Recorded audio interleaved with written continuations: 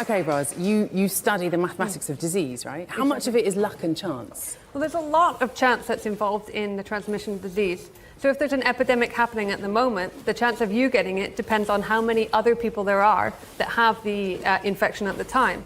And then if you happen to meet one of those, which is more likely when there's a lot of people who have it, there's also a chance you'll get it from them or not. And if you have some pre-existing immunity, maybe you've been vaccinated or you've had it before, then the chance of them passing it to you also goes down. So there's a lot. So then how can maths help you? It's really difficult to predict on an individual level if somebody will get it. But on a population level, with these nice big numbers, there's some things we can predict. When the epidemic will go up and when it will come down, we try and predict the peak, and we try and predict which groups might be at risk of infection. Well, talking of epidemics, there are some rumours of a zombie apocalypse about to hit. Well, talking of epidemics, there are some rumours of a zombie apocalypse about to hit. Okay, so everyone here, underneath your seats, you should have a zombie mask and you should have some ping pong balls. Now these are your zombie germs. So how it works is if a zombie germ touches you, you become a zombie, you put up your zombie mask, and then you take your zombie germs and you throw them straight up in the air as high as you possibly can, okay? And in a moment, I'm going to start off this infection. So everyone start with your mask down to kick us off. I'm going to start this infection. Here's the zombie germs coming at you. I'm directly targeting people. Okay, ooh, already. So we've got actually a few different patches here. We do, yeah, but it's starting to get a little bit frightening around here. We use similar type of methods using chance to pass on infection to understand how real diseases spread around. But for zombie infections, nobody ever recovers. Nobody, okay. And that's, in the real world, people usually recover. I think there are, in fact, okay, so if you, it's still going. It is still okay. If you are not a zombie, could you stand up for us? How many people are there? Oh, we've got just 3 people who managed to escape the zombie vaccine.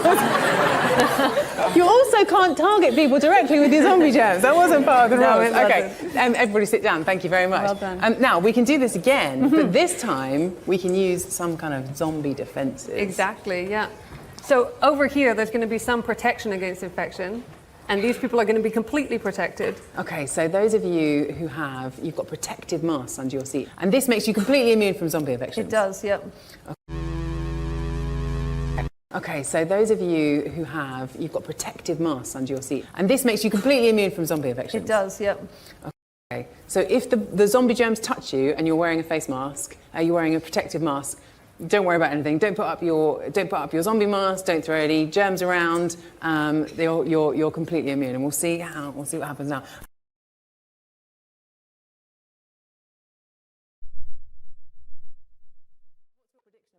And what's your prediction about what will happen in this case? Well, there's a lot of protection up here, so I think the epidemic will be over very quickly, and maybe not many people will be infected. Okay, let's give it a go. Here we go. Okay. So it still started. We've got a few. Oh. Oh. Okay. I mean, that stopped almost immediately. Okay, so those of you who are not wearing a protective mask, but are also not a zombie, could you stand up? Oh, goodness me, look at that. Wow, it's a lot. And there's a point to it. Thank you very much, Owen. You can sit down. There's a point to all of this, right?